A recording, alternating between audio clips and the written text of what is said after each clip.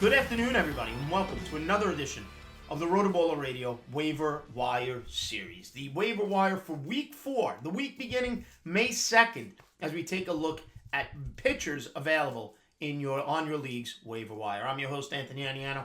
Happy to be with you here today to give you a list of those pitchers who you may want to take a look at and add to your roster. Guys, don't forget to win big in 2022 with rotoballer.com's MLB and DFS Premium Pass, which includes 15 exclusive lineup tools, daily DFS cheat sheets, and our new Team Sync platform. Use RotoBaller's exclusive hitter projections, pitching planners, DFS value plays, research stations, lineup optimizer, and more to help you win big.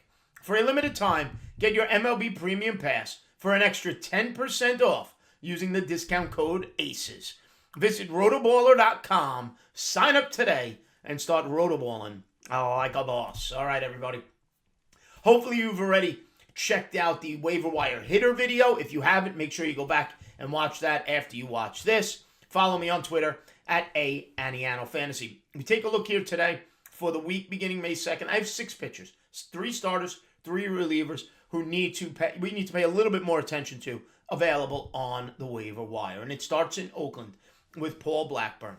Okay, Paul Blackburn with the significantly improved curveball.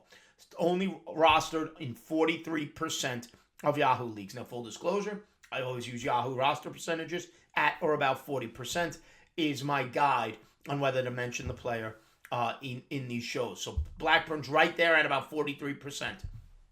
On the season now, he's got 18 strikeouts in 20 innings pitched. It's about 8.1 Ks per 9. He's pitching to an ERA of 1.35 and a whip of 0.8. There's nothing bad about any of these numbers. He's allowed 14 hits, only 14 hits, in 20 innings pitched. It's a batting average against, folks, of under 200, of 197. When that batting average against is that low, that's a pitcher who's just dominating games right now, and we need to pay attention to it. Now, he's had 4 starts. He's not going deep. He's only going 5 innings per start. So it's going to limit some of the strikeouts, but nonetheless, 18 Ks in 20. Sure, we would all love to see our pitchers go, 7 innings at least. Not happening right now with Blackburn. He's going 5. Oakland's getting him out. Doesn't matter. Nobody in Oakland is seeing this. But that's besides the point. Last season, he made 9 starts, 38 1/3 innings. So again, he didn't go deep into starts last year either. And wasn't very good. Pitched to a 5.87 ERA. He's improved some things. His curveball is much better. And he's pitching significantly better. His next start, Monday, May 2nd, against the Tampa Bay Rays. My second pitcher here out of Baltimore, Bruce Zimmerman. Only 13% rostered at the time of this recording. Full disclosure, I'm recording Friday evening before the Friday night games begin. So some of these numbers could always change between now and the time you watch this video. 13% rostered is Bruce Zimmerman. Okay, last season, in 13 starts, 64 1/3 innings, pitched to an ERA on the wrong side of 5. This season, 19 1/3 innings pitched, 21 strikeouts. That's just under 10 Ks per 9, 9.98 to be exact. His ERA is under 1, 0.93, and his whip is at 1.19. He's allowed 17 hits in 19 1/3 innings, a very good 236 batting averaged against. Tough matchup against the red-hot Minnesota Twins and Byron Buxton on May 3rd, okay? However, Bruce Zimmerman, if you're in need of a spot start, is available on the waiver wire. Maybe he's making up for injury. Maybe there's somebody on your roster who you've just had enough of. Zimmerman pitching well. Enjoy it while you can. Okay? Up third, and he's my favorite starter to add, actually, okay, is Austin Gomber of the Colorado Rockies. I drafted him in things like the tout draft and hold, and I've held on to him, and now I can get him in my lineup. Now, his first couple of starts were not good.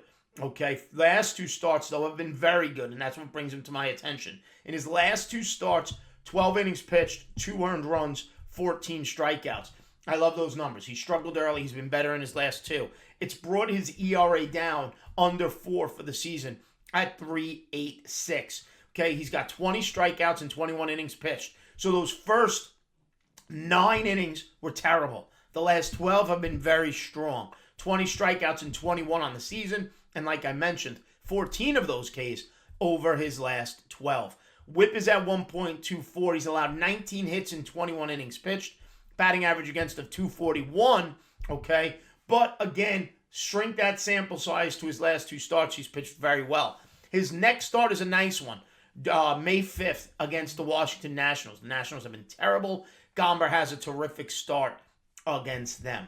Also want to mention briefly Steven Matz, 46% rostered. A little high for this show, but he's been good and bad. He's been Steven Matz. He's been inconsistent, but he does have a nice start Monday, May 2nd against the Kansas City Royals. If I'm going to rank these starting pitchers to add, Austin Gomber is by far my number 1. He's been the most effective of late. I shouldn't say most effective of late, but he has the most upside, I think, of the pitchers here. Followed that by Blackburn, Zimmerman, and then Steven Matz. Now, if you're looking for bullpen help, there are 2 pitchers with low rostership that I need to mention who have been getting saves. First is Lucas Sims of the Cincinnati Reds. Now, he's only gotten 1 save, and he's only pitched 2 innings since returning from injury. But he is the Cincinnati Reds closer. For whatever that's worth, the Reds are terrible. We know this. But again, we're chasing saves, so we look wherever we can to get them. He's 25% rostered on Yahoo. Okay, he throws about 94 miles an hour, does Sims. Last season, he averaged almost 14.5 Ks per 9 innings while getting 7 saves. Right now, he is the closer of choice for Cincinnati. He's 25% rostered.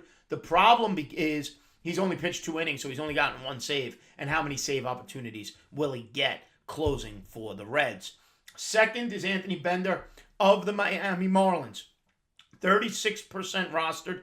He's thrown 6 2/3 innings this year and picked up 4 saves, not 14. He's picked up 4 saves in those 6 2/3 innings. Now he's pitching, though, to a high ERA of 5.40, and eventually Dylan Floro will come back and take over the role, I assume, as the closer of the Miami Marlins. But if you need a short-term source of saves, okay, Anthony Bender is there. You have Jimenez with Oakland, also filling in for Lou Trevino, but eventually Trevino will be back as well. Now, finally, the best pitcher of the group of closers right now, though, for me to add, is Andres Munoz out of Seattle. He's only 14% rostered. Now, he's only got 1 save, and right now, Seattle's kind of a committee situation for closer. However, A, it's the best team of the 3 here, Miami, Cincinnati, and Seattle. So you may, even in a committee, get more saves out of Munoz. B, he is the best arm of the arms in that Seattle bullpen. He throws over 100 miles an hour. His average fastball, according to Fangraphs, clocks at 100.7 miles per hour. This screams closer profile.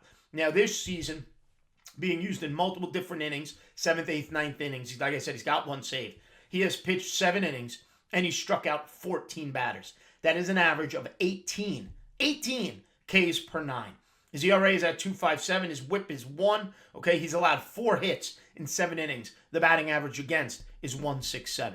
Okay, if you're desperate for saves, maybe you go Bender, maybe you go Sims. If you just want a power arm on your fantasy roster, maybe gives you a save or 2, but at the same time keeps your ratios down, picks up some strikeouts, because all he needs to do, based on his rate, is give you 3 innings every week, and he's giving you 6 more strikeouts.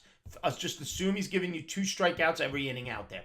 That's how dominant he's been. So Munoz is my top reliever to add if I have a spot where I could use a reliever. And in Yahoo, especially in a daily setting, you always want those dominant middle relievers. You'll start 2 guys, you'll have a couple of closers, and then a dominant middle reliever who could just chip away and add you strikeouts along the way, similar to Will Crow and what he's done for the Pittsburgh Pirates so far this season. So again, starters, Gomber, Blackburn, Zimmerman, Matz, and out of the bullpen, okay, Munoz, Lucas Sims, and Anthony Bender. All right, everybody. Make sure you sign up for that MLB Premium Pass right now. Save yourself 10% using my promo code ACES. Make sure you follow me on Twitter at @Aniano Fantasy. And don't forget, like and subscribe right here to the RotoBaller YouTube channel. And check out all the great content, baseball, football, whatever it is you're looking for, NFL draft, whatever it may be. RotoBaller.com's YouTube channel and RotoBaller.com have you covered. All right, everybody, check out the hitter video if you haven't already. Stay smart, stay safe. We will see you next time, folks. Have a good one.